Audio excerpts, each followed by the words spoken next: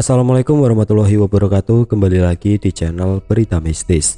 Untuk kisah kali ini masih melanjutkan dari kisah yang sebelumnya, yaitu sebuah kisah yang ditulis oleh akun Twitternya @bayubiru. Dan untuk kisahnya yaitu sebuah kisah yang berjudul Hantu 1 Triliun. Sebelum kita masuk ke ceritanya, tekan dulu tombol like video ini dan jangan lupa tekan juga tombol subscribe channel ini dan nyalakan juga lonceng notifikasinya agar tidak ketinggalan cerita-cerita baru dari channel ini. Dan bagi teman-teman yang ingin membaca langsung ceritanya, nanti silahkan saja kunjungi linknya yang nanti akan saya sertakan di kolom deskripsi. Dan seperti apa untuk kelanjutan kisah ini? Langsung saja kita simak berikut ini.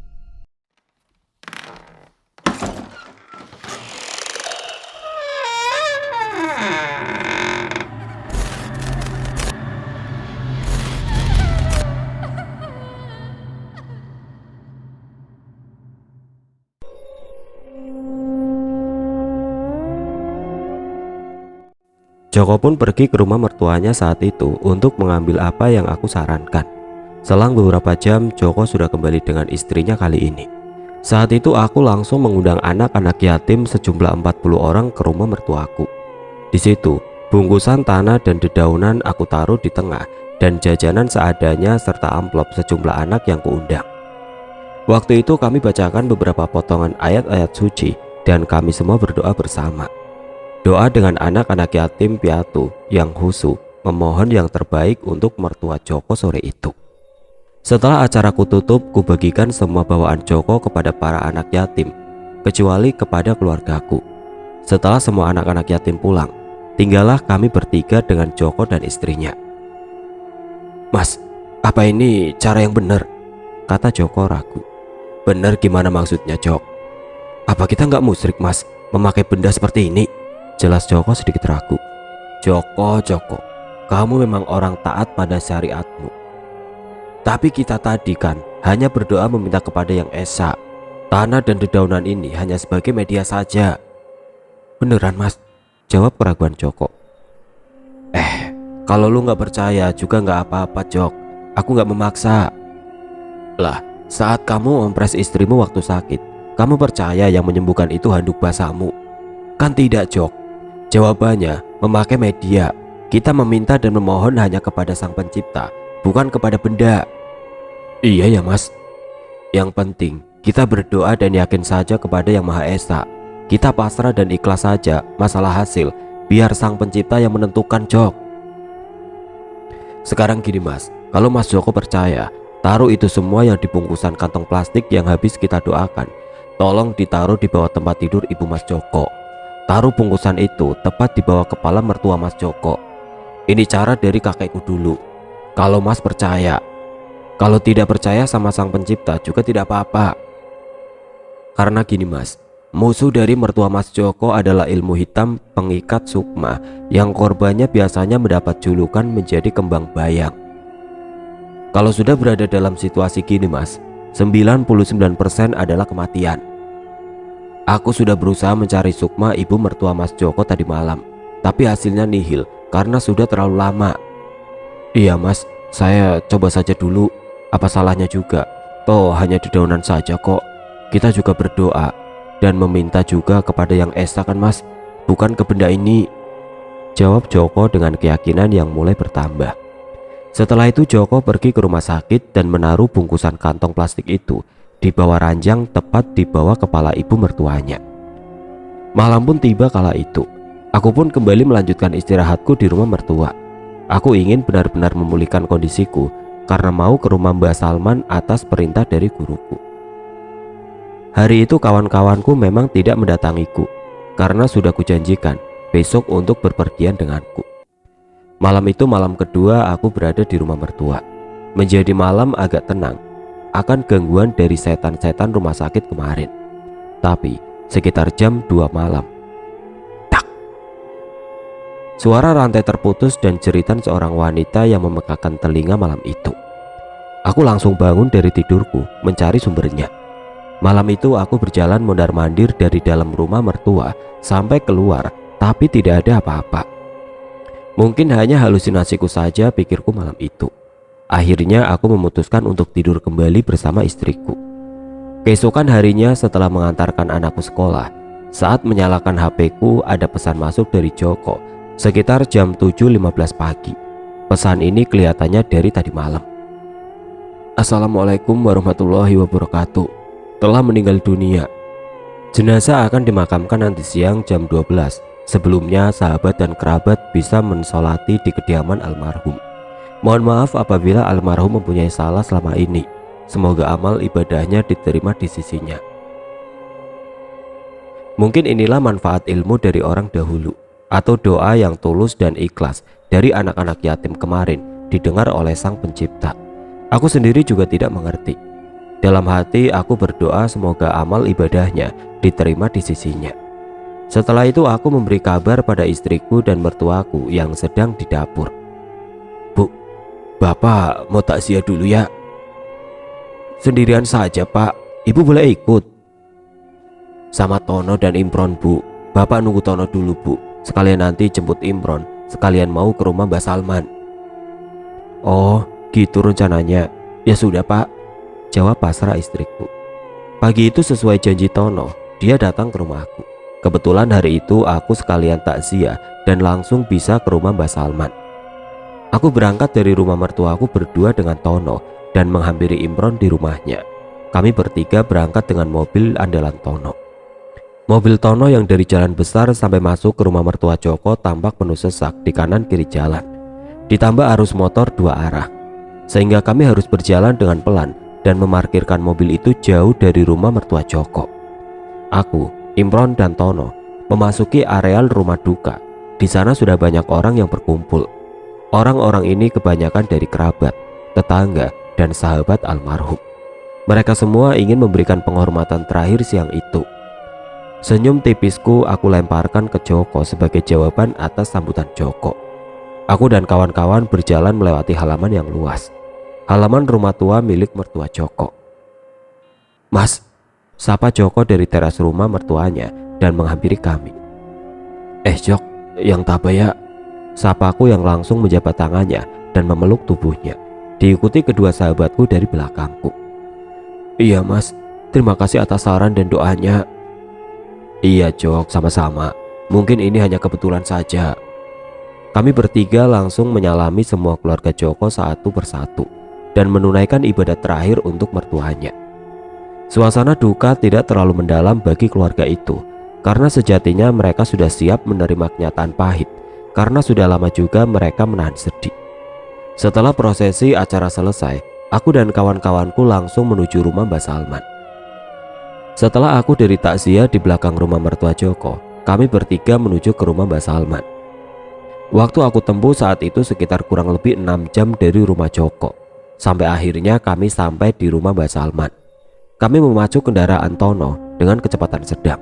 Dalam perjalanan itu kita hanya mampir sekali untuk mengisi bahan bakar mobil iritnya Tono. Sesampai di rumah Mbak Salman, mobil aku parkir tepat di depan rumah Mbak Salman. Waktu itu malam sudah mulai datang. Kami bertiga pun langsung turun dari mobil menuju ke rumah Mbak Salman. Saat aku hendak mengetuk rumah kayu sederhana itu, terlihat lampu ruang tamunya dimatikan. Tapi aku coba tetap mengetuknya. Tak tak tak, suara pintu yang ketuk. Aku coba berulang kali, tapi tiada jawaban. Sedang Tono dan Imron menungguku dengan duduk di kursi bambu panjang di teras Mbak Salman. Mereka dengan santai duduk di atas kursi panjang dan mereka mulai membakar rokoknya bersama. Saat tidak ada jawaban dari dalam rumah, akhirnya aku berpikir bahwa Mbak Salman tidak ada di rumah. Ton, lu tunggu aku sebentar di sini. Iya mas. Aku pergi melangkahkan kakiku menuju sebelah rumah Mbak Salman. Rumah yang kata Mbak Salman dulu adalah rumah anaknya. Di sini aku memberanikan diri mengetuk rumah terbuat dari papan kayu itu. Tak tak tak. Assalamualaikum. Waalaikumsalam. Jawab salam dari dalam rumah itu. Beberapa saat kemudian ada sosok perempuan membukakan pintu dari dalam rumahnya. Terlihat perempuan itu masih muda dan berbusana muslim berwarna merah. Mbak Salmannya ada. Ada perlu apa mas? Jawab perempuan itu. Ada perlu sedikit dengan Mbak Salman mbak. Loh, memangnya di rumahnya tidak ada orangnya? Tanya perempuan itu. Gak ada mbak, saya sudah berulang kali mengetuk rumahnya, tapi tidak ada jawaban.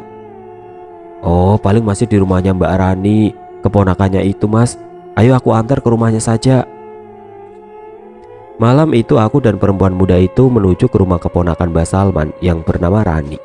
Kami menyusuri jalan yang belum beraspal dan gelap, tapi masih terlihat samar-samar jalan itu. Setelah aku berjalan beberapa saat, ternyata rumah keponakannya ada di gang sebelah rumah Mbak Salman. Terlihat Mbak Salman dari jauh duduk di teras. Mbak Salman di situ duduk ditemani satu orang laki-laki dan satu orang perempuan. Aku dengan santai mendekati rumah berwarna hijau dan berlantai keramik putih. Mas, bulu kuduku kok berdiri semua ya? Celetuk wanita yang mengantarku ke Mbak Salman. Dingin mungkin Mbak, hawanya malam ini, jawabku untuk menenangkannya. Waktu kami berjalan mendekat, ada sesosok bayangan hitam besar seperti raksasa sedang duduk di rumah itu. Waktu itu aku sengaja tidak menghiraukannya. Aku tetap melangkah menuju ke tempat Mbak Salman berada, meski aku merasa diawasi oleh bayangan hitam itu. Karena tujuanku sama Mbak Salman untuk membereskan masalah Ani. Assalamualaikum Mbak. Salamku dari jauh dan berjalan menuju ke Mbak Salman. Waalaikumsalam. Nak Umar, dari mana? Tanya Mbak Salman. Dari rumah Mbah, jawabku dengan berjabat tangan sama kedua orang di kanan kirinya Mbak Salman. Silakan, mari duduk sini Mas, kata Mbak Salman. Aku langsung duduk di kursi kayu yang disediakan oleh Mbak Salman. Seketika itu juga perempuan muda yang mengantarku langsung pamit kembali ke rumahnya. Selang beberapa menit ada sosok gadis yang pernah aku lihat minggu lalu. Dia keluar membawa minuman pada kami yang berada di teras, seakan dia tahu akan kedatanganku. Loh Mas, sampean ini yang menolongku waktu di halaman masjid itu tah? Tanya gadis tadi. Iya Mbak, sampean ini Rani keponakannya Mbak Salman yang menabrak aku dan Mbak Salman di halaman masjid. Iya Mas, jawab wanita cantik itu. Iya Nak Umar, ini Rani yang aku ceritakan kepada sampean itu, saut Mbak Salman. Oh iya ya. Setelah menikmati hidangan minuman hangat, aku diajak Mbak Salman ke rumahnya. Karena tidak enak berbicara masalahku di rumah orang lain, tepatnya di rumah keponakannya. Sampai di terasnya Mbak Salman, Imron dan Tono langsung menjabat tangan Mbak Salman. Malam itu kami bertiga dipersilakan masuk ke ruang tamu Mbak Salman. Di situ kita duduk berempat di ruang tamunya yang masih ditemani dengan kitab-kitab tua khas Mbak Salman. Sebenarnya ada apa Mas Umar ke rumah Mbak lagi? Tanya Mbak Salman penasaran. Aku masih bingung Mbak, mencari teka-teki penjelasan Mbak Salman minggu kemarin. Kalau mencari jawaban, aku sudah bilang tidak bisa memberi jawaban Nak, karena Mbak hanya memberi penjelasan saja, jawab Mbak Salman. Setelah itu Mbak Salman masuk ke dalam rumahnya mengambil kendi air putih dan 4 gelas dari bambu, dan Mbak Salman kembali duduk bersama kami di ruang tamunya. Kalau mencari jawaban Nak, lebih baik kamu menyendiri jika menghadapi masalah besar. Contohnya saja Nabi kita pada waktu beliau kebingungan atas masalah umatnya. Waktu itu kan beliau berusaha untuk mencari jawaban atas masalah yang dihadapinya, kata Mbak Salman. Maksudnya aku harus menyendiri di gua gitu tambah? Kira-kira begitu Nak, jawab Mbak Salman. Karena Umar mau mencari jawaban atas masalah besar yang dihadapi. Lah, kalau berusaha di sini di mana Mbah? Tanyaku polos ke Mbak Salman. Ada sebuah gua kecil Nak di bukit, tepatnya di selatan desa ini. Kira-kira 10 kilometeran lah dari desa ini, jelas Mbak Salman. Oh ya sudah, besok saya akan memulai mencari jawaban dengan cara petunjuk Mbak Salman. Akhirnya malam itu kami bertiga bermalam di rumah Mbak Salman. Malam itu Tono dan Imron tidur di kamar tamunya Mbak Salman, sedang aku tidur di ruang tamu sendirian. Keesokan harinya setelah kami melakukan ritual wajib kami kembali berkumpul di teras Mbak Salman. Mbah, kira-kira siapa yang tahu tempat itu? Kamu nanti pasti tahu Nak, jawab singkat Mbak Salman. Sejenak Mbak Salman memberi penjelasan dan gambaran tentang tempat tujuanku tersebut. Pagi itu aku memutuskan langsung berangkat menuju tempat yang dideskripsikan oleh Mbak Salman. Aku diantar oleh Tono dan Imron sampai di lereng gunung. Aku sendiri membawa beberapa baju dan bekal untuk beberapa hari tinggal di gua tersebut. Ton, lu pantau Ani. Jika ada apa-apa, cepat jemput aku di sini. Iya mas, beres. Tadi aku telepon Mas Andi, katanya masih aman kondisi Mbak Ani. Sip, aku berangkat dulu. Semoga dapat jawaban. Doakan ya. Iya mas, hati-hati, jawab Tono dan Imron. Aku berjalan melewati jalan setapak yang disebut oleh Mbak Salman sesuai ciri-cirinya. Perjalanan yang aku tempuh dengan jalan kaki itu memakan waktu sekitar 4 jam. Bukit itu terlihat jarang ditumbuhi pepohonan, tapi masih mengungkapkan identitasnya sebagai hutan. Aku berjalan di atas jalan setengah berbatu yang licin. Setelah sekian lama aku berjalan, akhirnya aku sampai pada tempat yang sesuai gambaran Mbak Salman. Mulut gua itu kecil, hanya berbentuk setengah lingkaran, kira-kira berdiameter 150 cm. Setelah itu aku masuk ke dalam gua dan membersihkannya. Gua itu tidak panjang juga sebenarnya, panjangnya sekitar 2 meteran. Seperti cekungan kecil berbatu dan cukup untuk berteduh beberapa orang. Di siang itu aku membersihkan dulu tempatnya sebelum aku tinggali untuk sementara waktu, karena dalam gua terdapat beberapa kotoran hewan dan tumbuhan yang kering. Hari pertama, selama sehari semalam aku hanya duduk berdiam diri di dalam gua itu. Tentunya aku pasrahkan jiwa ragaku ini kepada pemiliknya. Aku bermunajat dan beribadah sepanjang waktu dalam tempat itu disertai puasa. Saat malam hanya suara-suara hewan yang saling bersautan memainkan lagunya di malam hari, diiringi dinginnya malam yang menusuk kulit. Di siang hari, kondisi di dalam gua sedikit serasa pengap. Karena gua itu sedikit lembab dan tidak ada ventilasi udara satupun kecuali mulut gua satu-satunya pintu untuk keluar. Hari kedua, hari itu sama dengan hari pertama kondisinya. Selama sehari semalam aku juga belum mendapat jawaban apapun dari Sang Pencipta. Hari ketiga, saat siang hari aku dikagetkan ada beberapa orang yang datang. Mereka memakai jubah putih dan memakai ikat kepala sorban putih. Mereka berjumlah 3 orang berwajah cerah dan rupawan. 2 orang berumur sekitar 30 tahunan, sedang yang satunya sosok ini pernah aku kenal, tapi aku lupa siapa sebenarnya mereka. Assalamualaikum, salam dari pimpinan rombongan ini, diiringi semerbak wangian yang memenuhi gua kecil ini. Waalaikumsalam, jawabku disertai tanganku menjabat tangan mereka bertiga. Setelah itu aku mempersilahkan mereka masuk ke dalam gua yang hanya untuk kita berempat. Aku persilakan mereka duduk di atas sajadah dan sarungku sebagai alasnya. Aku sendiri duduk di tanah berbatu di dalam gua itu. Sampai 3 hari itu aku masih melakukan ritual puasa sebagai caraku berserah diri kepadanya dan memohon jawaban atas masalah besarku. Ada apa? Kau bisa sampai di sini bapak-bapak ini? Tanyaku yang heran kepada mereka. Aku tahu apa yang sedang kamu hadapi, Mar, jawab pimpinan rombongan ini. Gimana maksudnya, Pak? Tanyaku heran. Ya, kamu sedang menghadapi masalah dengan Raja Leak Besutan calon arang. Iya betul, jawabku. Setelah itu pimpinan rombongan itu mengeluarkan benda berupa benda yang tampak usang. Benda itu tanpa selongsong dan pegangan tangannya terbuat dari besi hitam. Pangkalnya sedikit berbengkok untuk penahan pegangan, sedang ujungnya bercabang. Inilah sebagai jawaban atas permintaanmu selama ini. Panggil saja dia sebagai cahaya. Tancapkanlah benda itu dahulu ke tanah yang suci, karena semua makhluk hidup pasti akan mati. Tanah pasti akan kembali ke tanah, karena Leak itu asalnya juga dari manusia, dan manusia itu asalnya dari tanah. Terima kasih Pak atas semuanya. Cahaya itu akan menyatu dengan dirimu nantinya. Dia akan bermanfaat saat kau membutuhkannya. Setelah kedua tanganku menerima benda itu perlahan-lahan warnanya memudar di tanganku. Bertawasulah kepadaku, semua gurumu yang lain, dan kepada penghulu umat terakhir ini jika engkau merasa dalam keadaan darurat. Iya, jawabku dengan setengah menundukkan kepala di hadapan mereka bertiga. Assalamualaikum, salamnya pimpinan rombongan ini. Setelah itu mereka berdiri berbalik badan berjalan keluar dari gua kecil ini. Mereka bertiga berjalan ke arah kanan dari pintu gua. Aku yang sedikit melirik dari tubuhnya yang sudah setengah menunduk.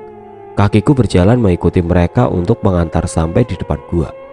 Sesampainya aku di luar pintu gua, kepalaku menoleh ke kanan, tapi pemandangan yang terlihat, mereka bertiga sudah tidak ada. Saat itu aku bingung. Padahal jalan setapak ini berbelok dan bisa dilihat dari atas bukit, serta sangat jauh dari perkampungan. Seumpama lari pun mereka masih terlihat, tapi tiba-tiba mereka sudah menghilang. Ah, biarin saja. Toh ini juga masih siang. Mana mungkin ada setan di siang hari. Saat itu aku langsung kembali ke dalam gua kecil membereskan semua barang-barangku, seakan sudah menerima jawaban yang aku minta dari Yang Kuasa. Siang itu juga aku putuskan kembali ke rumah Mbak Salman dengan berjalan kaki. Memang waktu pencarian jawaban itu aku tidak membawa alat komunikasi apapun, karena biar tidak ada yang mengganggu, serta berniat pasrah, berserah diri ke depannya secara total. Sesampainya di rumah Mbak Salman, waktu sudah malam. Di sini aku melihat Tono dan Imron sedang menunggui Rani yang sedang takut dan nangis di ruang tamu Mbak Salman, sedang ibunya memeluk Rani. Bapaknya dan Mbak Salman juga mencoba menenangkannya. Aku yang berdiri di depan pintu, bingung ada kejadian apa yang sebenarnya malam ini. Assalamualaikum. Waalaikumsalam, jawab semua orang yang ada di ruang tamu, termasuk Rani yang masih menangis terseduh-seduh. Loh, Mas Umar kok sudah pulang? Tanya Mbak Salman. Gimana Mas? Sudah dapat jawaban? Saut Imron. Iya, sudah, jawabku kepada Imron dan Mbak Salman. Aku yang berdiri di depan pintu langsung mengambil tempat duduk di samping Mbak Salman. Rencanaku saat itu juga aku mau kembali pulang untuk menyelesaikan urusan dengan sang leak. Tapi rencana itu tidak sesuai dengan harapanku. Nah, coba Nak Umar tolong Mbah, bantu Mbah menyelesaikan apa yang terjadi kepada keponakanku Rani ini, pinta Mbak Salman. Iya Mbah. Memang apa yang habis terjadi Mbah? Rani habis dikejar pria besar berbulu, seperti waktu Nak Umar kemari dulu, terang Mbak Salman. Aku merasa tidak enak untuk menolak permintaan Mbak Salman, karena dari beliau jugalah aku mendapat pencerahan dan jawaban dari masalah besarku. Saat itu aku sudah mulai curiga akan dihadapkan dengan masalah Rani. Karena kemarin pada waktu pertama kali datang, aku melihat sosok bayangan hitam duduk di atas rumah Rani. Malam itu aku mengajak semua yang berada di ruang tamu Mbak Salman menuju ke rumah Rani untuk mengetahui apa yang sebenarnya terjadi di rumahnya. Kami berjalan menuju rumahnya Rani dan terlihat dari jauh sosok yang sama seperti waktu aku pertama kali ke rumah Rani. Hawanya kok nggak enak Mas, bulu kuduku mulai berdiri Mas, celetuk Imron yang berjalan di sampingku. Iya Imron, habis hujan di sini, saut Tono di belakangnya Imron. Sesampainya di rumah Rani, kami langsung menuju ruang tamu. Rani langsung duduk di kursi tengah dan orang tuanya mendampinginya. Imron yang penasaran tapi takut hanya berdiri di pintu ruang tamu. Aku duduk tepat di depan Rani, didampingi Mbak Salman dan Tono. Sebenarnya awal kejadiannya kenapa Mbak Rani kok bisa jadi seperti ini? Tanyaku yang memulai pembicaraan di ruang tamu. Awalnya dulu Pak, setelah saya lulus SMA, saya kerja di sebuah pabrik. Waktu itu saya masih sangat muda, saya masih ingin membahagiakan orang tua. Di umur yang belia itu, saya ditembak cowok dan langsung mau melamarku Pak. Tapi saat itu aku masih muda Pak, dan aku masih ingin bersenang-senang dulu. Saat itu secara spontan saya menolak secara kasar dan memaki-maki dia dengan kata-kata yang tidak pantas di depan umum, cerita singkat Rani. Oh, jadi begitu. Setelah itu Pak, ini dimulai saya umur 22. Saya mulai pacaran sekitar 3 bulan dan mau menikah di bulan keempat. Karena waktu itu saya pikir sudah saatnya untuk menikah dan keinginan orang tua yang ingin memiliki cucu. Tapi waktu itu tidak ada hujan, tidak ada angin. Tiba-tiba acara pertunangan saya dibatalkan secara sepihak sama pacar saya dan keluarganya. Kejadian semacam ini sampai saya sekarang umur 39 tahun sudah sering terjadi kepada aku Pak.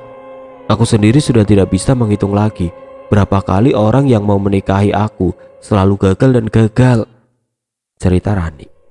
Saat itu Rani mulai sedih. Dia menangis di bahu ibunya. Sudah Mbak, cukup. Kami sudah membawa ke orang pintar, Kiai, termasuk ke Mas Salman ini, tidak membuahkan hasil, saut bapaknya Rani. Oh jadi begitu ya Pak, kebetulan saya masih bujang, Saya yakin insya Allah bisa menikahi Mbak Rani, sahut Tono yang kepedean. Ton, orang sedih malah bilang gitu. Emangnya lu mau nikah sama genderuwonya? Nggak sopan lu, Ton. Maaf mas, maaf semuanya, saya lancang. Saya hanya ingin membantu saja kok.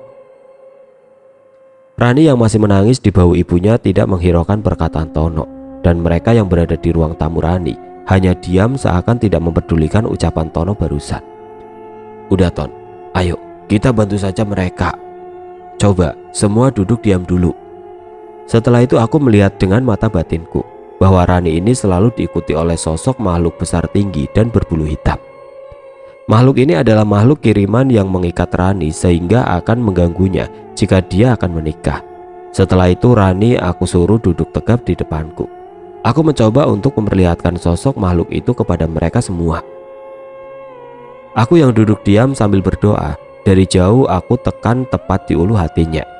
Bersamaan itu, rintik hujan mulai turun dan genting mereka mulai bersuara. Ada mau apa kalian? Suara Rani yang tiba-tiba menjadi besar seperti suara laki-laki. Semua yang berada di ruang tamu tersebut merasa takut dan kaget. Disertai lampu ruang tamunya yang mulai meredup. Suara bola lampu di ruang tamu Rani pecah. Malam disertai hujan mulai lebat serta gelapnya ruang tamu kala itu. Sontak ibunya langsung lari mendekap memeluk ke suaminya. Pak, Rani kenapa pak? Ucap ibunya yang ketakutan. Bapak juga nggak tahu bu, jawab bapaknya yang menahan rasa takut. Dalam kegelapan itu, Rani masih tetap dalam kuasa setan itu. Dia hanya diam untuk mengikuti gerakan dan ucapan setan berbulu hitam. Sedang kedua orang tuanya saling berpelukan menggeser tempatnya ke pojok ruangan dengan meringkuk ketakutan. Ada apa ini? Kok sampai saya nggak tahu ada makhluk kayak gitu di keponakanku? Tanya Mbak Salman gemeteran dengan tangannya beberapa kali menepuk pundaku. Inilah Mbah, sosok yang tinggal di tubuh Rani selama ini. Mas Umar, pulang. Celetuk Imron yang mematung gemetar dan kedua tangannya ditekuk ke dadanya. Diam lu Imron, sahut Tono seakan tidak memperdulikan ketakutan Imron. Hei iblis laknat, sekarang cepat pergi dari tubuh Rani. Sekarang juga, jangan ganggu mereka. Apa anak muda, keluar dari tubuh gadis ini. Sudah berapa dukun atau orang pintar yang dihabiskan orang tuanya untuk mengusirku dari tubuh ini. Tapi tidak ada yang bisa, apalagi kamu yang masih muda, sahut sosok setan yang ada di dalam tubuh Rani. Jangan sombong kamu, kita sama-sama makhluk ciptaan Tuhan. Setan hitam berbulu yang sudah berwujud nyata langsung menghentakkan salah satu kakinya ke tanah. Brak! Suara getarannya menggetarkan seluruh bangunan rumah Rani, disertai beberapa keramik pecah dan debu-debu lembut mulai berterbangan. Saat itu juga dua sosok setan yang lain muncul dari tanah. Mereka berdua tepat di samping kiriku. Wujud sama dengan yang berada dalam tubuh Rani selama ini, tapi lebih kecil dan bermata merah. Aku langsung berlari memukul bergantian dan hantu yang berbulu hitam itu dengan kedua tanganku. Selanjutnya, genderuwo ini kembali ke tubuh kasar Rani untuk tetap menguasai tubuhnya. Memangnya kau siapa? Berani sampai melawanku?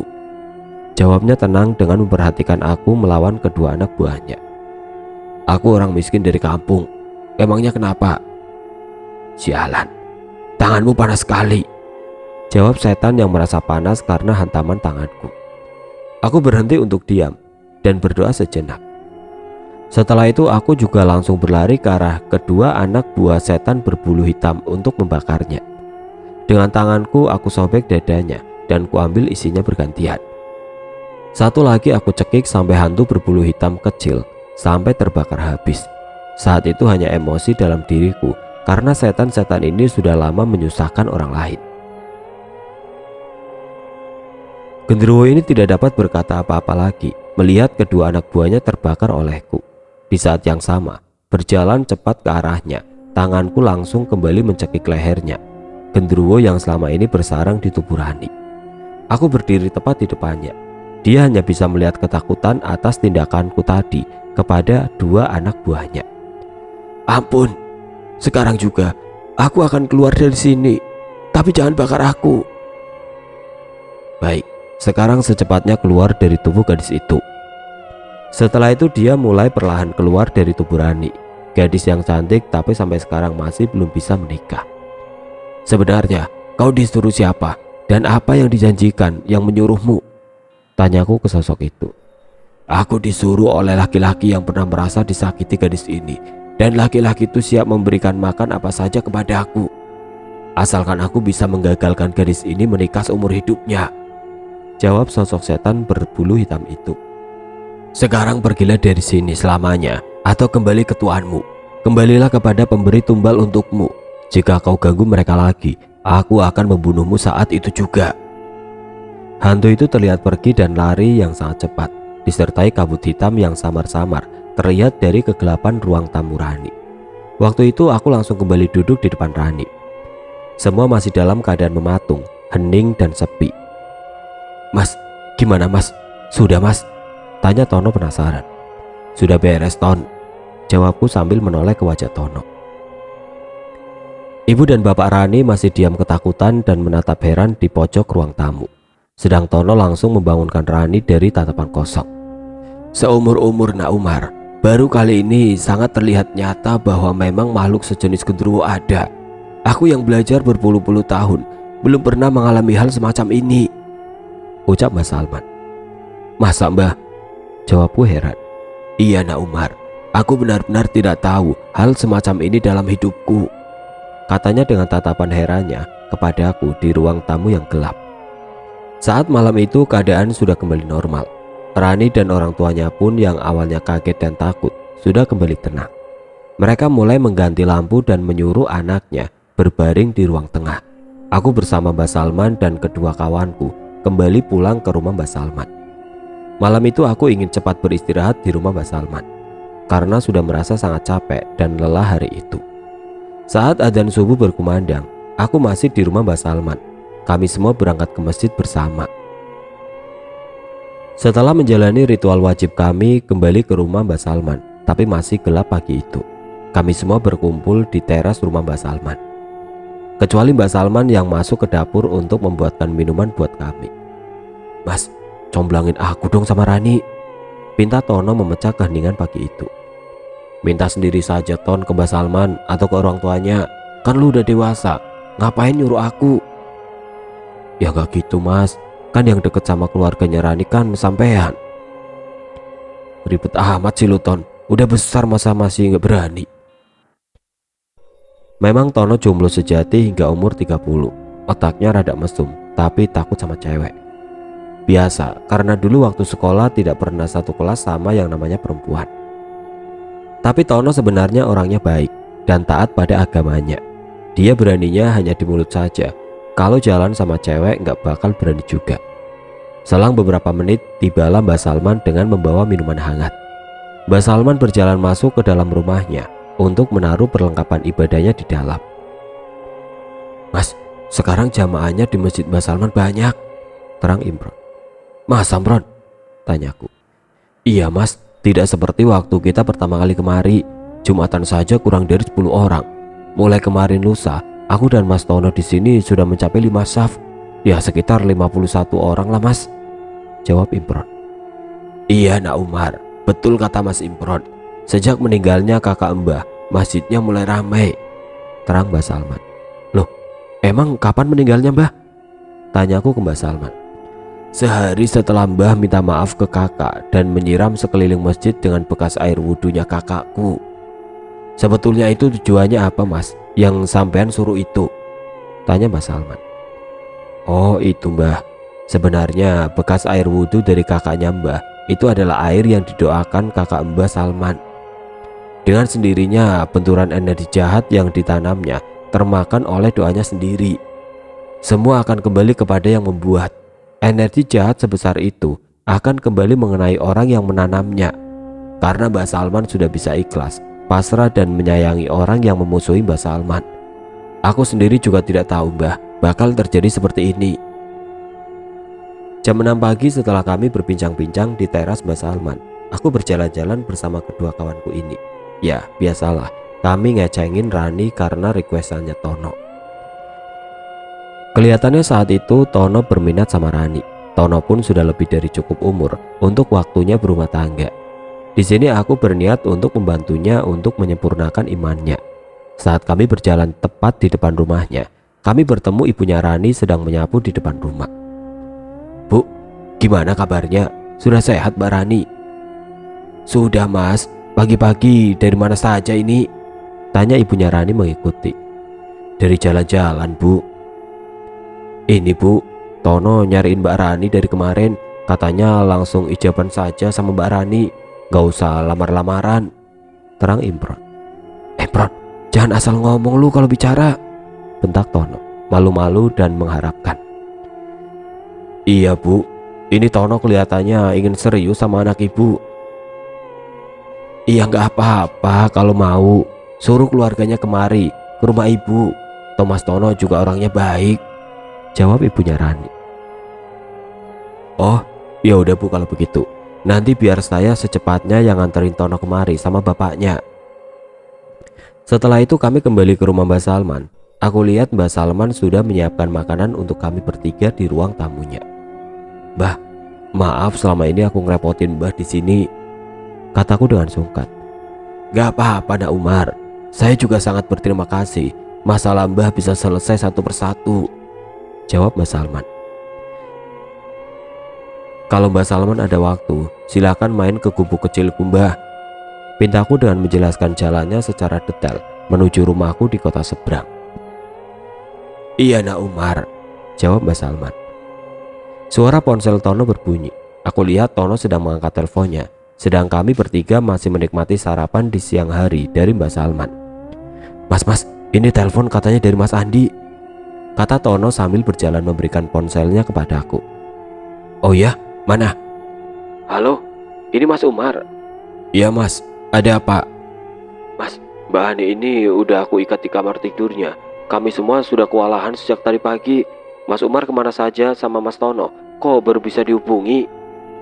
tanya Mas Andi. "Oh iya, soalnya tadi habis jalan-jalan. Emangnya ada apa Mas?" "Ini Mbak Ani sudah aku ikat pakai rantai Mas.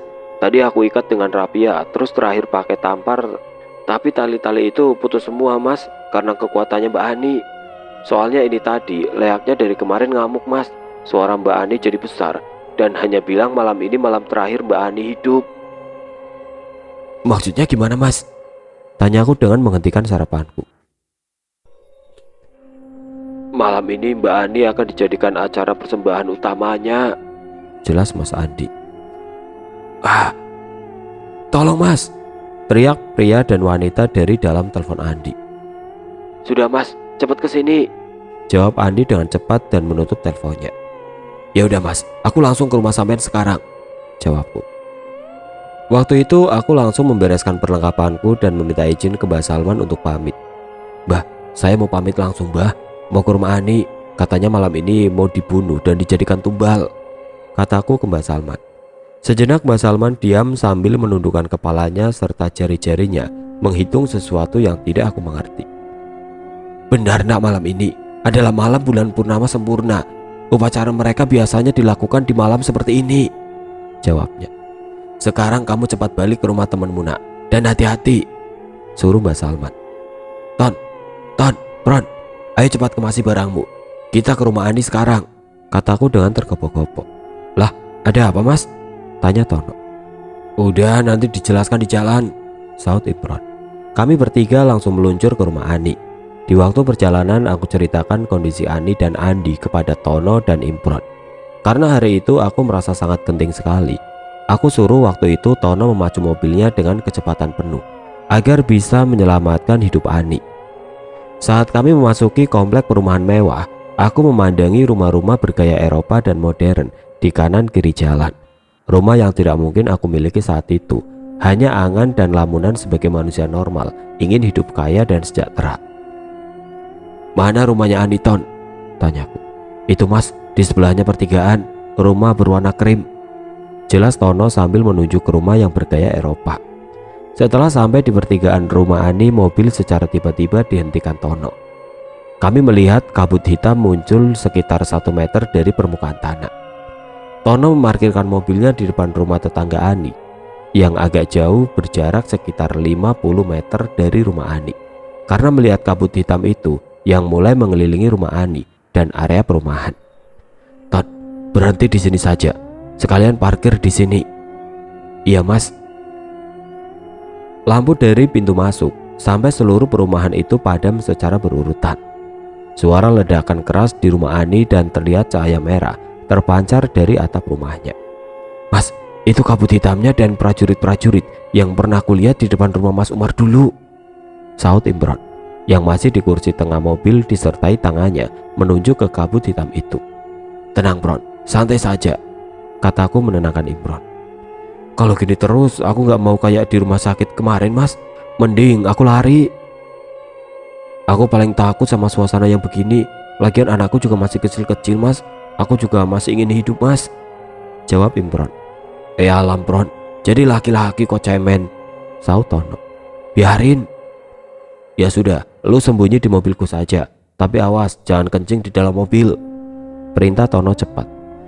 Aku memandang ke langit malam itu. Memang malam bulan purnama yang sempurna.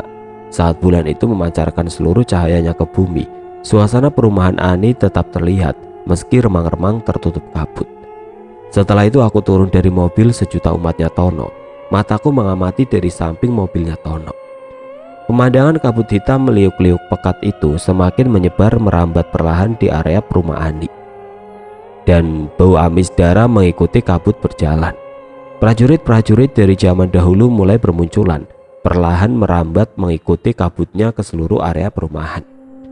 Seluruh prajurit itu terlihat sudah telanjang bulat. Mereka memainkan tarian khasnya dengan menghentakkan salah satu kakinya secara bergantian, sedang kedua tangannya serentak diangkat di atas kepala mereka dengan melambai-lambai memainkan jarinya. Tarian itu persis yang diceritakan Mbak Salman waktu di rumahnya. Hanya kabut hitam berkelok-kelok setinggi setengah meter yang menutupi pusar sampai betisnya. Di tengah-tengah kerumunan tarian itu ada dua orang bertubuh sedang membawa senjata. Dan itulah panglimanya sang Raja Leak waktu muncul di rumahku dulu. Bibir kedua panglima itu terlihat bercak darah yang menetes di sisi kanan kirinya. Perkiraanku, para panglima itu selesai minum acara perjamuan darahnya. Suara kerasnya yang tidak aku mengerti bahasanya memimpin tarian itu. Mereka menjabat sebagai panglima komando dalam acara ritual itu. Bahkan semua prajurit-prajurit itu juga sama ada bercak darah yang sudah mengering di kanan kiri bibirnya. Mereka berdiri melingkar rapi untuk memulai acara ini. "Ton, ayo ikut aku sekarang." Dengan tanganku melambai ke arah Tono yang sudah selesai memarkir mobilnya. "Iya, Mas," jawab Tono, diikuti dengan jalan tergesa-gesa menuju ke arahku. "Mas, itu kan pasukan yang waktu itu di rumah sampean kan? Terus Leaknya nanti muncul juga, Mas?" tanya Tono. "Kelihatannya begitu, Ton." "Waduh, bisa mati, Mas, kalau kita lihat Leak itu lagi." "Ah, lu Ton, gitu tadi ngatain Imron cemen. Sekarang lu sendiri juga nggak berani." "Bukan begitu, Mas, kan aku juga mau melamar si Rani. Masa belum merasakan surga dunia udah mati?" "Alah, Ton, kalau udah waktunya mati ya mati, Ton," jawabku ketus. Aku bersama Tono berjalan pelan-pelan mengendap-endap dan mengucapkan doa agar kami tidak terlihat oleh mereka, dan berharap juga pasukan gaib itu dan para jenderalnya tidak mengetahui akan kedatangan kami. Brak! Suara pintu yang dibanting keras dari dalam rumah Ani. Terlihat sosok laki-laki tinggi besar berambut cepak yang berlari keluar dari rumah Ani. Seketika dia sampai teras.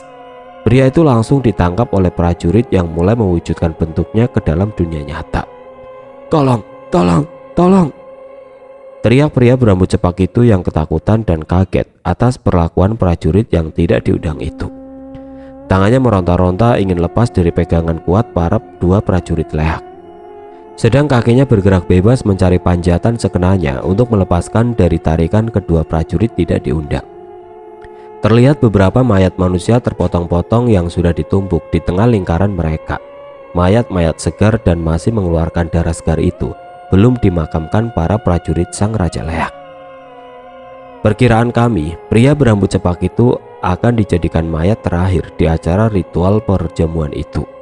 Mereka mulai melepaskan baju pria itu bersamaan dengan menyeret pria berambut cepak secara kasar dan biadab. Mereka melakukan itu untuk acara ritual pemujaan mereka. Salah satu prajurit yang menunggu di dekat tumpukan mayat sudah bersiap dengan pedangnya yang akan memotong leher pria berambut cepak itu. "Tolong, jangan bunuh aku!" teriak dan tangis histeris pria berambut cepak.